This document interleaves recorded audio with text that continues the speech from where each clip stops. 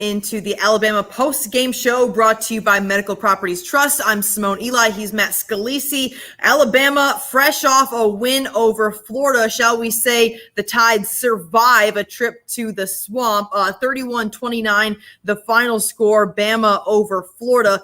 Far from the perfect performance from the Tide, Matt. First of all, just your initial thoughts looking at these 60 minutes played. I think it was a challenge for Alabama. We said today that this would really be the first real challenge for this team this season. And I'd be lying if I said I thought it would be this tough for Alabama, but boy, it was definitely tough. Mm-hmm. And I think that Alabama did it's the ideal outcome for an early season, very, very challenging game, which is that Alabama still gets the win.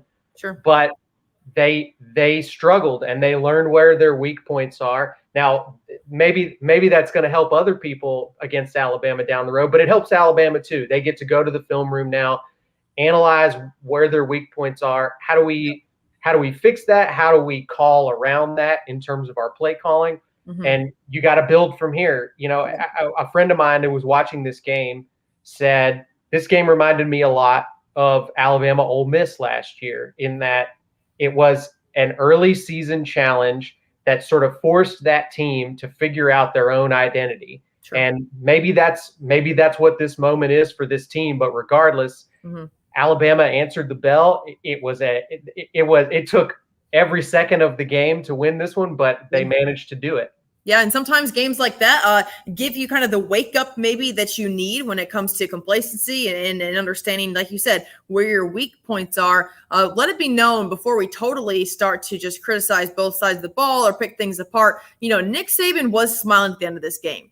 And the reason, in my opinion, that he was smiling in this game is because it was a win. It was a very tough environment against what was pretty much a top 10 team in Florida, ranked number 11th in the country, and a very talented Florida team who I think could have been even better had they had their other quarterback available, who seemed available in pregame because he was doing backflips, but for some reason did not play. I digress. But let's talk quickly about Bryce Young. I saw a comment early on that said he looked like Bo Nix. And listen, in my opinion, Bryce Young managed the game. This comment's making me laugh. There it is. Yeah. Yes, exactly. Thank you, Eddie Riley. In my opinion, Bryce Young, we have to think about this. This is the first, it's not the first significant snaps they played, but the first meaningful when it comes to being on the road, a true road test against an SEC opponent in an unbelievable environment in Gainesville. Not an easy way to go into your first significant game. So from that standpoint, was he perfect? No, he wasn't. Did we see him get a little bit rattled there in the fourth quarter? We did, but I mean, that's not easy. That's not easy to do what he did. He still walked away with a win, Matt. I think folks maybe, again, Nick Saban talked about earlier this week, and we touched on this in the pregame show, Simone.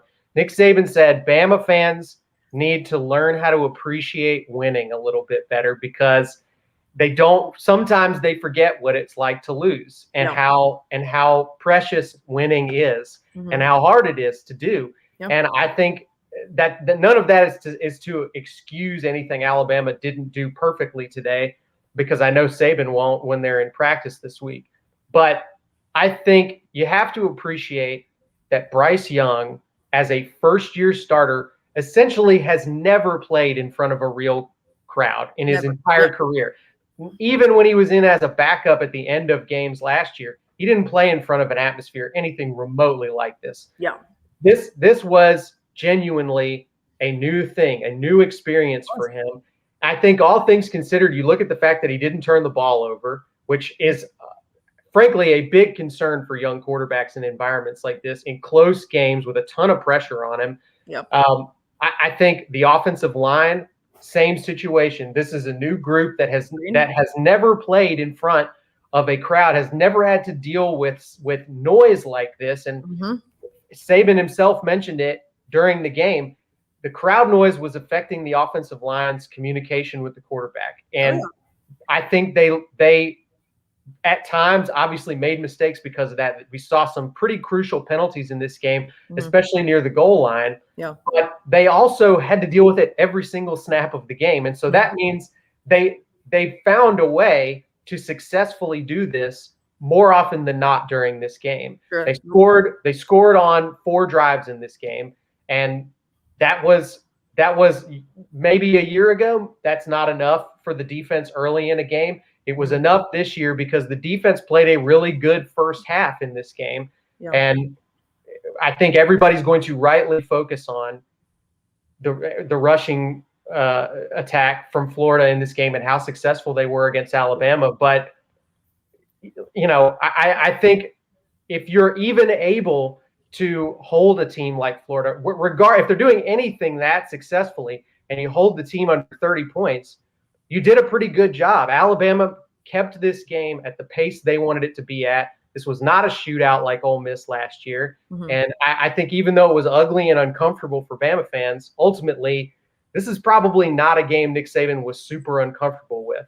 Yeah, when it comes to the pace of the game, it felt as though Florida was a little more in control at times. It just truly felt like Florida was in control throughout this game, especially when it comes to the rushing attack, like you mentioned a moment ago. I mean, Alabama walked away from this game with 91 rushing yards. The bulk of those coming from Brian Robinson with 78 of those yards. But the Florida rushing attack, 245 yards on the ground. And by the way, this was not like their dual threat quarterback system, like 2 guys getting it done. This was straight up their backs dominating Alabama at every single turn. That will not get it done in the SEC West, period. And that is the conversation that Nick Saban is going to be having with this team. He did credit the offense, a young Bryce Young, trying to work through that crazy crowd noise and, trying to have communication with the offensive line.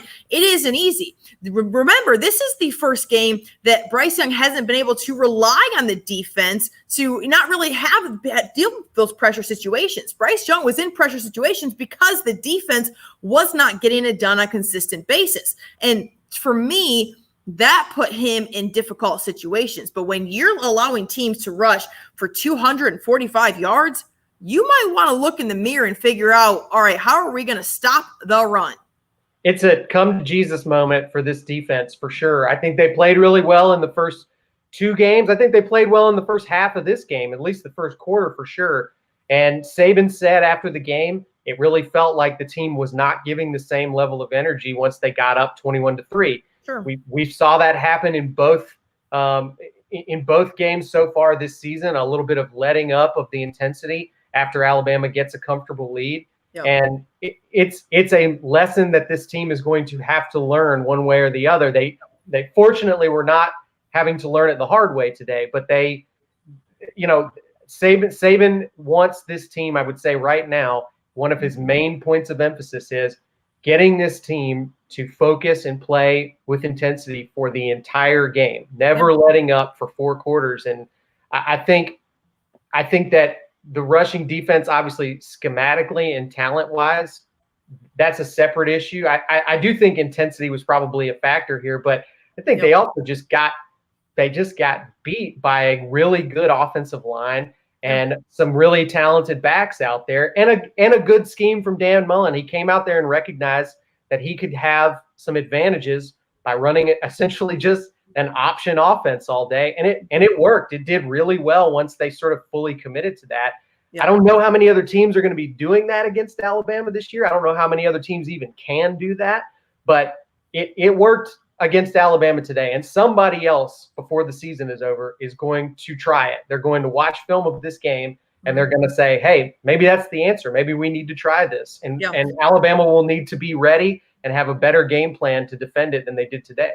Yeah, I mean, I appreciate all the comments. I think that 90% of them agree with me. One guy called me an idiot for what? For what? For saying that Alabama allowing 245 yards isn't going to get it done. Homie, you might want to watch some SEC football because that's how folks win in the SEC. I understand a win is a win. A win, that's fantastic. Bama's going to go home, Tuscaloosa, they're 3-0. Fantastic. First win in the SEC. But you're dead wrong. You give up 245 yards on the ground, you ain't going to win very many games in the SEC. I don't give a dang what you do offensively. So you stepped in it, Joseph Grisham. Yeah, come at me a little bit more. All right. Anyway, so talking about Alabama defensively or offensively rather, 3 straight 3-and-outs. How often do we see that? not often. That was in the first half. 3 straight 3-and-outs. Didn't score in the second quarter at all. I think I saw a tweet, two offensive yards. I did. You're dang right. Thank you, Miss Kennedy. I appreciate that, Miss Kennedy Jackson. But guys, 3 straight 3-and-outs. They didn't score in the second quarter. That offensively, that's got to be frustrating when it comes to watching film, going back and trying to figure out where things kind of maybe went wrong early in the first half or late in the first half. I do definitely think that the lack of success on the ground is a problem today. I think that should be concerning for Alabama. Yep. And Forrest Stewart saying I've got blinders on, and you know what? Maybe I am sort of giving Alabama a benefit of the doubt because I've seen this story play out a few times before. I have seen this team struggle early in the season and use those struggles to figure things out and learn from it. Maybe this team can't pull that off and do it. I don't know. I'm trying to tell you that I don't think this is absolutely a cause to hit the panic button. I agree. A 2-point win over Florida on the road is not a reason to hit the panic button and start crying yet. But I do think it should be concerning that Alabama was not more successful running the ball today. I think that they still did good things with their backs. I don't think the issue is running back talent here, for sure. We saw multiple touchdowns from the running backs today. Yeah. It happened to be in the receiving game. And Alabama overall moved the ball pretty well and was able to spread the ball around. I think a big difference that I noticed today is these receivers are not creating the same kind of separation that we saw a year ago. Yeah. That's not super shocking. Alabama had maybe one of the best groups of wide receivers in the history of college football the last few years. But this group has some really talented guys, and they're able to make plays. They were at least drawing pass interference penalties, which means Florida's DBs could not handle them most of the time they went down there. I think that this offense is absolutely capable of regularly putting up 40 points a game. Yeah. And that's going to get it done most of the time in the SEC. I think the issue, though, today with the running game should be a concern. I think that they need to work on it, and they're going to need to improve and be more consistent with that. Yeah, we got a comment a second ago from Edward. It's a longer one talking about sloppy defense, lackluster offense, kind of just critical all over. But one thing he does say in here that I want to bring up is Bryce Young running the ball. And I'm not going to sit here and criticize a guy who is a first-year starter in the SEC on the road in the SEC. I will say, I think that from the armchair quarterback standpoint, anybody that was watching the game, there were opportunities for Bryce Young to make plays with his feet, and he chose not to. If we look at, 4 carries technically for -4 yards, had I think he gained 7 yards on one play maybe, but I mean, there was a couple, the touchdown situation, I think he could have walked into the end zone. Then there were a couple other plays where you maybe would have seen a guy like Jalen Hurts, even a Tua Tagovailoa, maybe not Max so much, but to see what was available in front of him and maybe not continue to look downfield. So again, not trying to be critical of Bryce, but he's a capable runner. And I think that he can take advantage of that. And again, I think that comes with working with Bill O'Brien, watching the film and understanding, having the game slow down a little bit. That's often something we see with younger guys. The game needs to slow down a little bit. And for him moving forward, I think we will see him with decision-making when it comes to making plays on the ground. That will get even better. It will improve throughout the SEC season.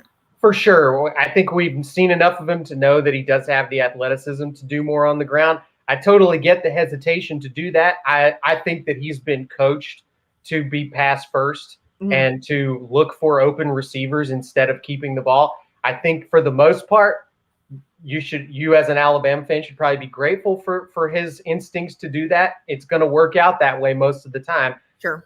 Alabama also does not have a ton of quality depth at quarterback right now. So keeping Bryce Young healthy is very important. I think we did see at least one that I can bring to mind today. Really, really solid scramble that went for a pretty substantial gain for Bryce Young in this game. So he's capable of doing it. Yeah. I do think in terms of the decision-making that you're talking about, Simone, I hate to keep comparing this team and these players to previous players, but I think it's probably something that a lot of Alabama fans are doing in their minds. Sure. This it is pretty tough to go from watching Mac Jones and the level of speed with which his brain operated in that offense Yes. to this offense, which is very much a different pace after the snap. Bryce Young is not looking to hit guys after their first move. It is not a timing-based offense the way that we saw last year, where the ball is coming out of his hands before the wide receivers even made the move, because there's so much experience from every facet of that offense. That's not what this offense is. This is a pretty new group of wide receivers. Arguably the best guy in that group is a transfer who wasn't even in the program last year. You have a first-year starting quarterback. You have a new group at offensive line. This isn't going to be a timing-based offense this year. It's going to be an offense that has to win with superior skill and execution, and guys are going to have to make plays. The receivers are going to have to get open. Bryce Young's going to have to see them and hit them and make good decisions. But it's not going to run like a well-oiled machine the way that we saw in 2020. It's just not going to happen this year, even at their best. Yeah. So I think expectations are a part of what is probably frustrating a lot of fans watching this offense. Yeah, you can tell he's not going through the motions, but going through his progression a little bit more. And it's going to take some time for it to become as automatic as it did for Mac Jones, who, I mean, yes, he might not have started until, later in his career. But granted, he was working with those guys all year throughout the offseason. That's one thing he credited his success very quickly. It seemed like it happened overnight, but it really didn't, because he had been working with those receiving core for years. So that helped a lot. And Bryce Young will get there. Truly believe Bryce Young will get there. Did throw for 240. Let's not take that away. 240. Three touchdowns. 3 touchdowns. And it really could have been 4, because Slade Bolden straight up dropped that thing. So there were points left out on the board. This game, in my opinion, there was 14. This is a 10-point swing, a 2-touchdown swing, because not only the false start, now would they have gotten that? I don't know. The false start on the goal line, Slade Bolden dropped touchdown, but points left on the board, opportunities for Alabama offensively kind of left out there, plays that I think they wish they could have gotten back.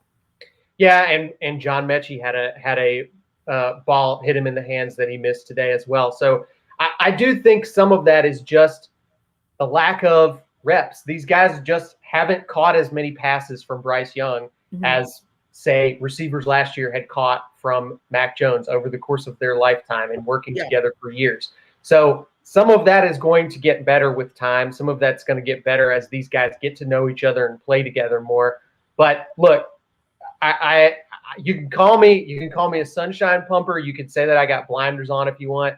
I will say that I think it should be considered an achievement for this team to play in its first really intense, loud environment on the road in almost 2 full years. You have to go back to the Iron Bowl in 2019. And a lot of these guys were not playing for that team. A lot of these guys weren't even in the building for that game. Yeah. So this is actually a step forward for this team. This is a milestone for this team. And I think if this team ends up accomplishing anything, you're going to have to end up looking back at this game and saying this was a big moment for them in growing up and developing as a team. Yes. They still have to do the work, and they have to develop, and they have to actually go and learn from the mistakes they made in this game. But you can't learn and you can't develop until you face something like this. And they faced it and came away victorious anyway. Yeah, no doubt. I think that's why Nick Saban did crack a smile in his post-game press conference, because he knew how difficult the environment that was. He knew that was the first time that a lot of those guys had ever had the opportunity to play in that sort of situation. Key guys. We're not talking about, backups. We're talking about Bryce Young, the receiving core, guys up front who have never been in the situation before. So I think that's why Nick Saban was smiling after the game. I think it's a good indicator of how he feels about the game. And Coach has won a couple national titles, so we can probably trust how he feels. Looking forward, though, you just said a moment ago, Matt, that they are going to grow and they are going to have to grow up. They're going to have to grow up quickly, because Ole Miss is not too far away. Bama is going to go back home, host Southern Miss, and then it's getting into the SEC. And we know what that looks like, especially for guys who don't have a ton of experience playing in this conference, how quickly you can get a reality check in this conference, in this league, especially with teams who can put a lot of points on the board. For sure. I mean, you do get a breather next week with Southern Miss at home. I don't think that's going to be nearly as much of a challenge for these guys. But I think the Ole Miss game in Tuscaloosa is going to be a tough one. We know that Lane Kiffin is just Preparing all year for that game is what he's doing. Yeah, I mean, he is a problem for Nick Saban. Yeah. He's going to have a good plan that's going to challenge this team. So these guys are going to have to figure some things out, and they've got 2 weeks to do it. And I think beyond that, you've got definitely some quality teams around the SEC on Alabama's schedule, but I don't know. I mean, so far you look around college football this year, and I'd say as much as you all are complaining in the comments about the performance today, I still haven't seen a team that definitely looks better than Alabama. I just don't think there is one that has proven themselves to be a perfect team at this point. So there's a lot of teams that are rebuilding and struggling early in the season, and they're supposed to be great, but they're not blowing out every single opponent. So Ohio State, Alabama is going to have their weaknesses, and they're going to struggle in some games. That doesn't mean that they're still not probably the best team on the field every time they play this year, at least until the SEC championship. Yep. And we'll see. We'll see what happens when they get there. They very well might have to play this Florida team again in Atlanta. Yeah. Well, guys, appreciate all the comments. The feedback has been fantastic. We love it. Call me an idiot. Say Matt has blinders on. We're good with it. We appreciate the feedback. This has been super fun. Exactly. Bring it. We're okay with this. It's early. There's a lot of football left to be played by everybody throughout the entire country. And again, we appreciate your comments. Just a quick check over what things look like there in Pennsylvania State College. Right now, Auburn leading 10th ranked Penn State 10-7, and really with the only other watchable game that really matters when it comes to ranked versus ranked throughout the entire country today. So that will be interesting to see how that one goes throughout the rest of the night. Tulane in a rain delay, by the way, right now. So that one might be on kind of late. Yeah. So I love nothing better than just being able to just chill at home on a Saturday night and hang out and watch college football. It's just like the best feeling ever, even if it's the Pac-12 late at night, Matt. So it's just the best time of year. Bama won. Nick Saban smiled. I mean, those are 2 wins right there for Bama fans. I think that I know enough Bama fans, and I'm reading enough comments here to know that y'all are not going to be as happy as you should be about what happened today. But I hope that you are able to enjoy it. I hope that you can appreciate that Alabama got a big road win in a tough atmosphere against what is probably going to end up being a very good team. Enjoy it. Enjoy it while you can. Saban said it on Thursday night. Listen to the man's advice. Yes. And y'all have a good rest of the evening too. There's more fun games coming on, and we will certainly be watching with the rest of you. Yep. Who knows? Maybe we could see these 2 teams play each other again down the road this season. Something to keep an eye on. All right, guys.